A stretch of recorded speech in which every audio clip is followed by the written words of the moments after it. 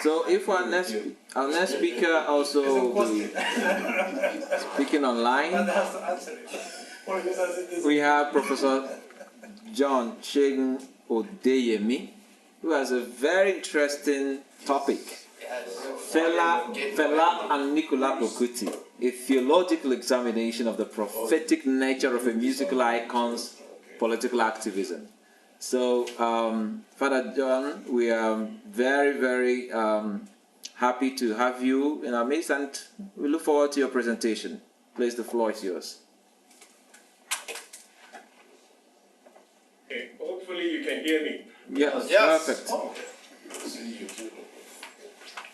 It's good to be here, and I know we're a little bit short of time, so I've decided that I'm going to tidy up a little bit to give us a little bit of time. Thank you to members of the organizing committee, OIs, whatever they call them, for having me. Fela Kuti is an iconic figure who, over the years, has intrigued many of us because of his work and his political activism. And any Nigerian will tell you, you hear it in a beer parlor, you hear it in buses now, when his music comes on, say, the man was a prophet. And so I've always been intrigued to say, well, from a theological standpoint, we explain that. What does it mean that Fela is a prophet? So I started to think about it, and I started to do the research. To get an insight into Fela's life, you have to go back to his family. His father was an Anglican pastor, so was Fela's grandfather. In fact, Fela's grandfather was the first man in Nigeria to record an album. This is a historical fact. In 1920, he was taken to England by the Anglican Church, where he had recorded on EMI label a record of Yoruba liturgical hymns. They're still with us today. And Fela's father became principal of his high school, where Fela attended. And Fela will tell you, from the monographs I have about only 3-4 authors on Fela's life, that his father was really disciplinarian, so was the mother.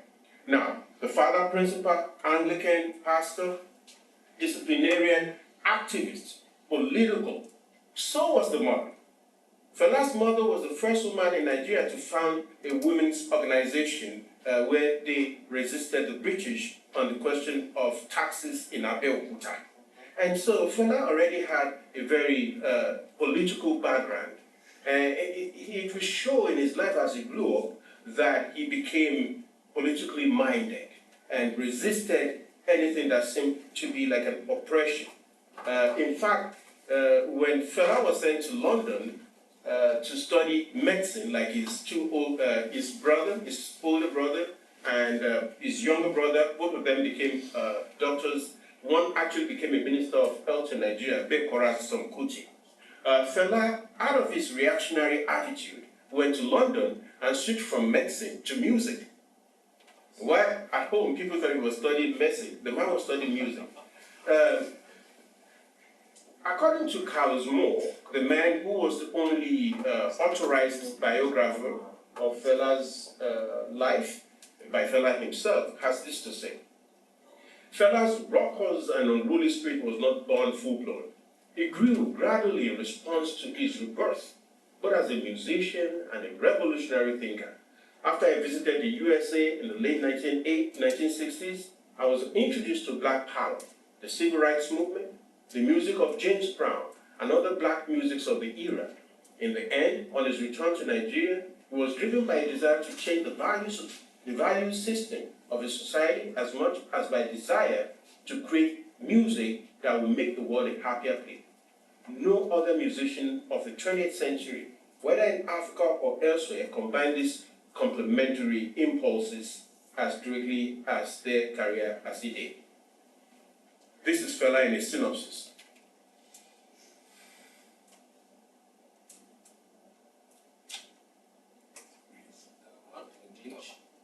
Getting froze up. Hello? There. Okay, yeah. Oh, there you go. We're back. Okay. The next section of my paper is an exploration of prophetic. And I know that most all of you guys in this room, you're basically academics of high standing, professors and all of that. So I'm not going to bother you with doing too much. But basically, the two aspects of the prophetic life that I would like to look at is one, the aspect where the prophet is not just one who wants about the future. That is one aspect of prophetism. The man who speaks the word of God, thus says the Lord God of Israel, thus says Yahweh. Now, that is prophetism. He warns us about the future. We see that in Fela Kuti's life when you listen to his music. But also, and I think more importantly, that they do leave us a text. They leave us something for our time. They speak to the problems of today, and so that it reflects even 100 years, 1,000 years tomorrow, because it is the word of truth. And so while we look at biblical prophets in terms of what we see that they have left us in the Bible as text, when we look at Fela Kuti, we do not only hear the words, he has left us a compilage of music. And of course, we do know now, historically, that what is known as Afrobeat, that is taking the world today, this is the man who created it out of nothing. I'm driving from the university back home to the parish almost on a daily basis. In my car, I feel like I'm back in Lagos because they're playing Afrobeat all the time with popular musicians from Nigeria. All of it, impulses of Fela Kuti. And everyone doing what this man has created. Now, as a question of whether Fela was a prophet or not, well, before we answer that question, we must understand that prophets were always religious, they were political, they were social critics. I think that Fela falls into that nucleus, little family of prophets who were social critics. Fela, even though he grew up in a Christian home, Fela quickly disinterested himself from Christianity when he went to England and he saw how black people were treated badly, racism of the time. When he came to America in the 60s and saw how African Americans were treated, he did not agree that white Jesus, according to Fela himself, that white Jesus was a God for him. So Fela became what now people would say was an animist. I had the opportunity in my life to have been at the shrine when he was alive a few times. And every time Fela would come on stage, he had a shrine in the corner where he would go and pour libations and say prayers and smoke his ganja and and then he'd come back and start to play and talk to people. And believe me, the kind of people who came to the shrine, except you were there, you would not believe. There were ministers, there were foreign dignitaries, there were people traveling from all over the world, especially from Brazil, to come and see this iconic prophet of our time. In fact, it is said that when you go to France, when you mention the name of Fela Kuti, it's called the Black President. Because he became the Pan-African voice that spoke about the situation of governance, of poverty, of impoverishment in Africa. And so, if anyone were to ask me, I will come to the conclusion that Fela is a social prophet. Maybe not particularly in terms of the biblical way in which we understand prophetism. However, if I may have recourse, and this is not my area, but I'm doing the research right now, I believe that Aristotelian Thomism explains something to this idea that if you participate in the truth, you participate in the life of God, because God is truth at all times. So if Fela was so convinced at the risk of his life, many times he was arrested, many times he was beaten up. If those who are Nigerians remember the shame of Show, Kalakuta Republic, his own, where he created this republic, commune of people who live together, where in one day he married 27 women. He created his own life. He did not agree with the rules of people around him. And here, the military went after him. They beat him almost to death. And this is iconic more than they threw from the second-story building. Fela was in prison for 5 years for nothing by the military regime. So when you look at that, you cannot but say a man who desires truth on the side of the marginalized, the masses, the poor of the people, must qualify as a prophet. So we do now understand that Fela is prophetic. Now, I'd like to summarize this by saying, what's that got to do with anything? Well, basically because the Global South, because I know it's been a lot of argument about the Global South, but I'm talking about the continent of Africa. We know we have these governments that are not really surviving. Our governments are not doing well. We all know that. Nigeria is one of the worst experiences in terms of graft and corruption. And so we say, what is the role of our church? How can our church be prophetic? And, well, it's not my place to name or place people, but personally, I do not think that the Christian church in Africa is playing so much of a prophetic role as we ought to. There might have been a few people here and there in the past who did. I will always put right in front of anybody's face the man Desmond Tutu, the Archbishop of Cape Town, South Africa. The man that it's just after my heart because he spoke truth to power. But there've been a few cases here and there, including a few Catholic bishops and archbishops in there. But overall, I believe that we could be more prophetic.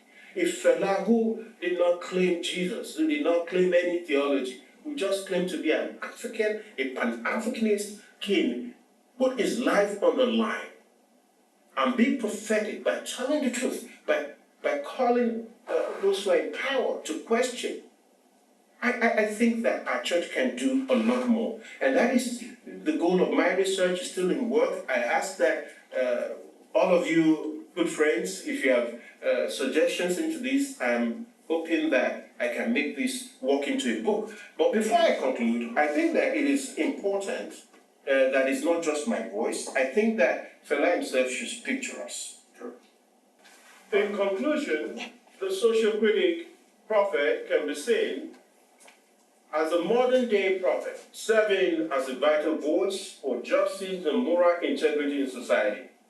By challenging prevailing norms, confronting injustices, and inspiring collective action, social critics as modern-day prophets fulfill a role and resonates with the prophetic tradition of the past.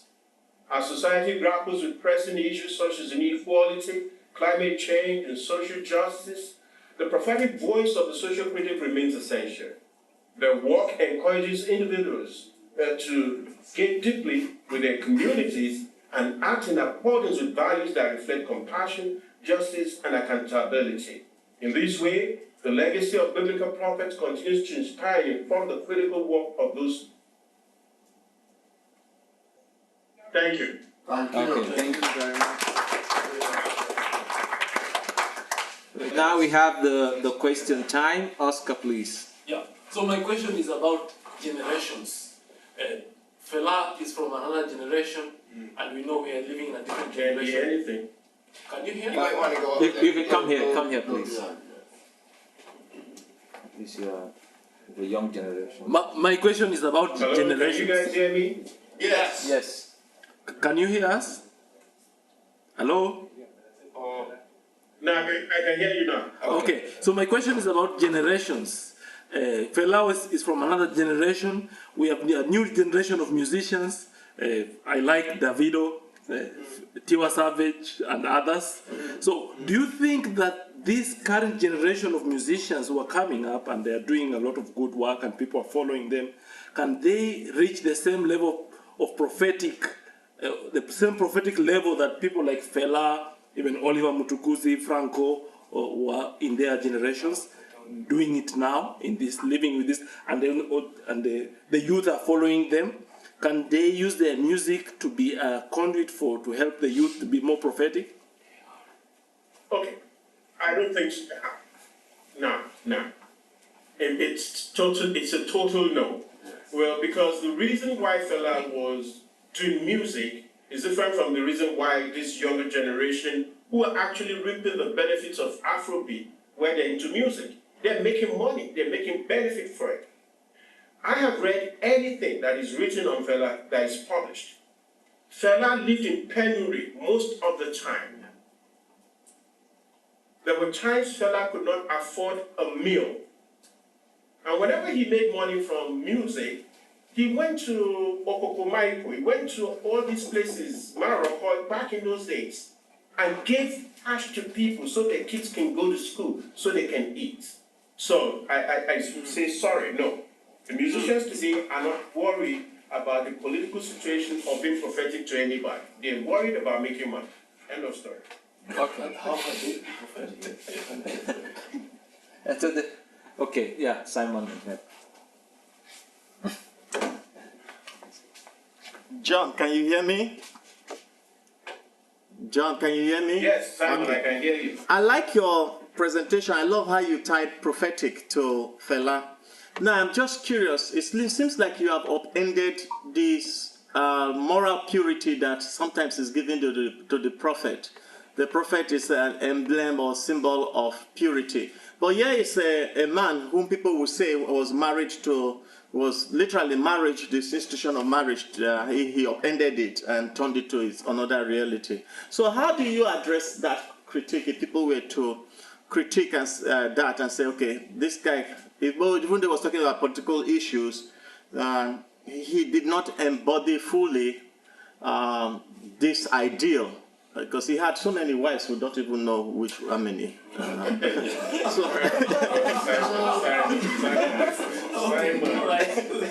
Number one, biblically, the prophets themselves were not, hello, can you hear me? Yes. Yes. Hello? Yes. Yeah, we can hear you. Good. Oh, so biblically, the prophets were not all these kind of like saintly people. In fact, it's interesting because one of the prophets that God had asked them to do something that was impure. So it would be wrong for us to assume that prophets were all these saintly people. No. And even though we're looking at the Fela as a prophet, but remember I said we cannot equate him to a biblical figure called by God. But he participated in telling the truth, and God is truth. Fela lived his life on his own terms. He created everything, including his own religion, different from Yoruba religion of any sort. And even today, if you go to the museum in Lagos where he's buried, there are rites that are performed before you come in. All of that is created by Fela. Fela had nothing to do with anybody else. And then the fact that he married Trump. That's okay, you'll come back. Yes. The most important point about the Fela's harem. The fact that he married 27 women in one day, when you listen to what Fela had to say, these were cast out women. These were women who had nowhere to go. Oh. And Fela did not believe in marriage of any sort, either Christian or Islamic. He did not even in the marriage institution according to Yoruba laws and customs. He simply said, as long as these women have protection and they have a place to lay their heads and they have a rightful way to make money, he was ready to integrate them. By the time Fela died, only one of those 27 women were still with him. And so I cannot agree with you, Simon, that there's a need for purity. Fela was not baptized Christian like you or practiced your Catholicism. No. Fela lived according to his own rule. And I think only God can judge that. Okay, thank you. We have one question, and then I'll come back to you, and then we'll finish with Pastor.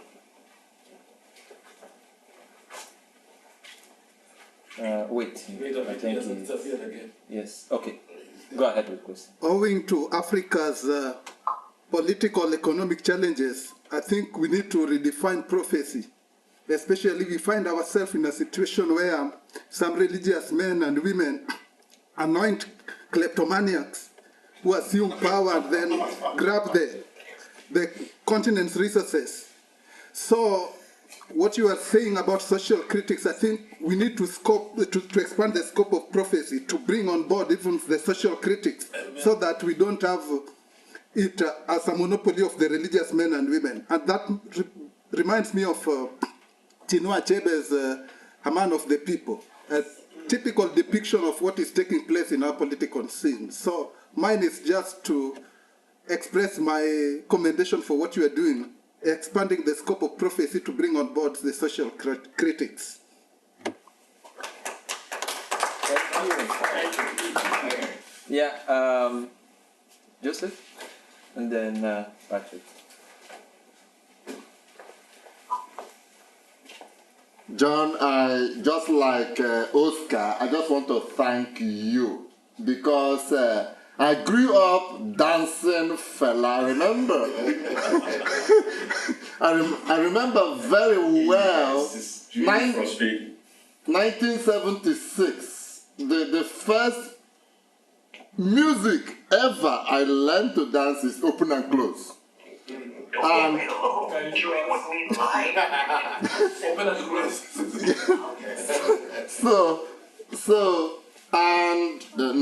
you don't need to hear because it is just a combination of everything someone was saying about Fela. But what I want to add to your project is looking at Nigerian system and Fela and the military. I think it was Olusegun Obasanjo who was the president of Nigeria then.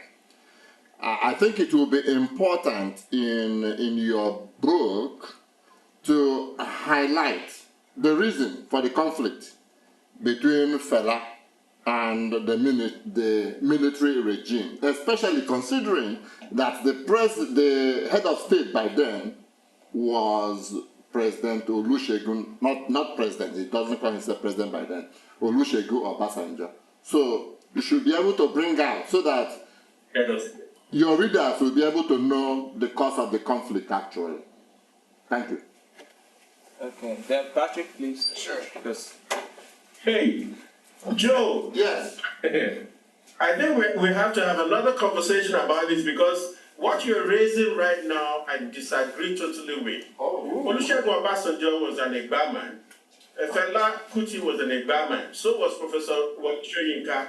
But I think that what you're raising is not good for all of us overall because this is kind of the kind of narrative that drags us down as ethnicists.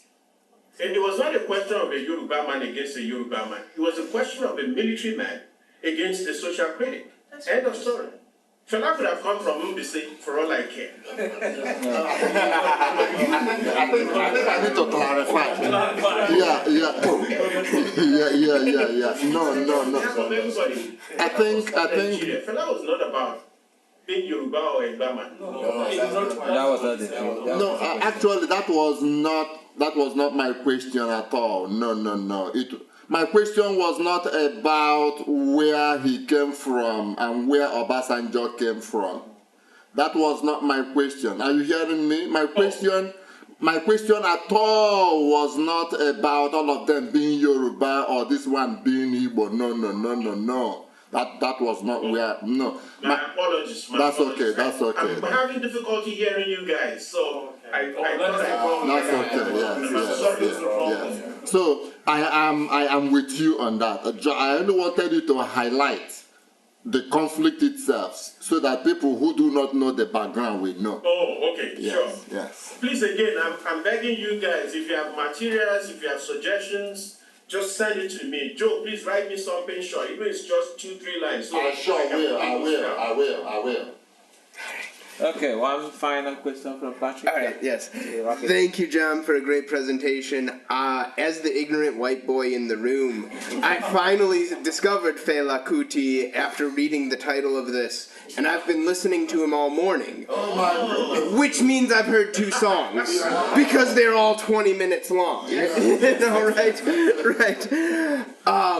So maybe a silly question and hopefully a better observation, but is there maybe in even the length of his songs are incredibly long. Like I said, I listened to Water Got No Enemy and Zombie today, and that was all I had time for on my drive here, was 2 songs.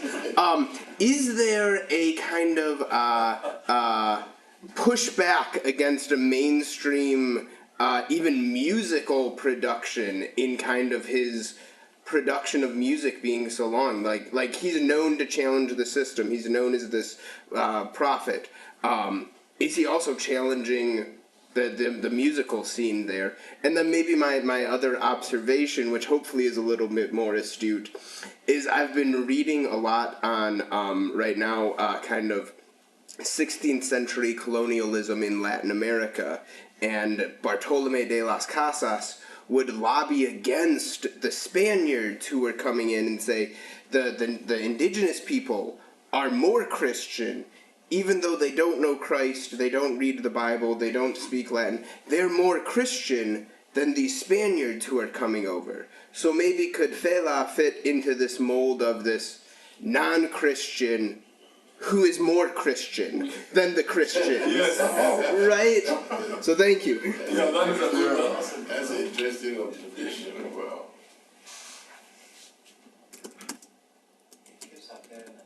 I'm sorry, the network is, maybe it's my house, I don't know what, but If you hear me now? Yeah, if you can look at the chat, We have chatted. I just posted the question on the chat.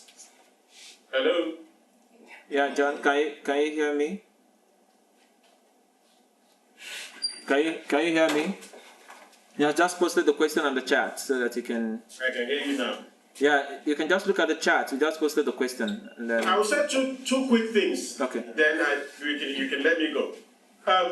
As for Fela's songs are classified by time. When he came back from America, he started to try to play this Afrobeat, which was playing out of jazz, and wasn't going well. Fela was in trouble. He started to work in the radio house as a radio DJ. And then he started to evolve his music into high life. But back in those days, high life was already taken over by main names like Bobby Benson and all of those guys. So he went back in 1972 to play his Afrobeat. Now remember, it will not be until 1975 when Murtala Mohammed was kicked out of government that the military came into force. And between that and 79, when Obasanjo will hand over to a democratic system, that we started to see high rise in corruption, and then Fela started to react. And that is how his music was born. So in my work, part of what I'm studying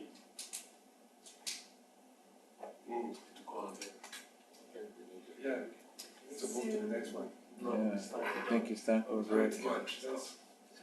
the region where he was creating, the region where he was struggling, the region where he became political. Now, as for the long intro to Fela's music, this is Carlos Moore's book. This is the only authorized biography of Fela's life. Carlos Moore is from Brazil, but good friends with Fela. Carlos Moore makes the point that he did that as defiance against the music industry.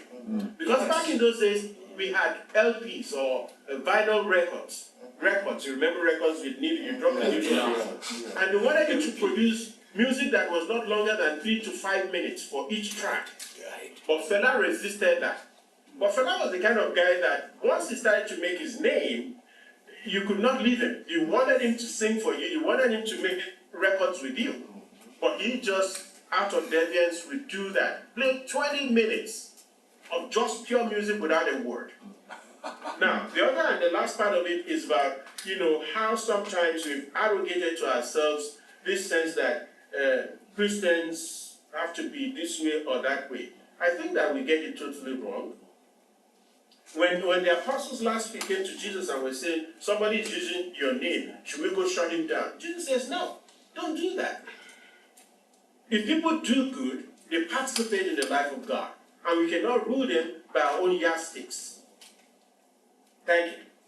Thank you so much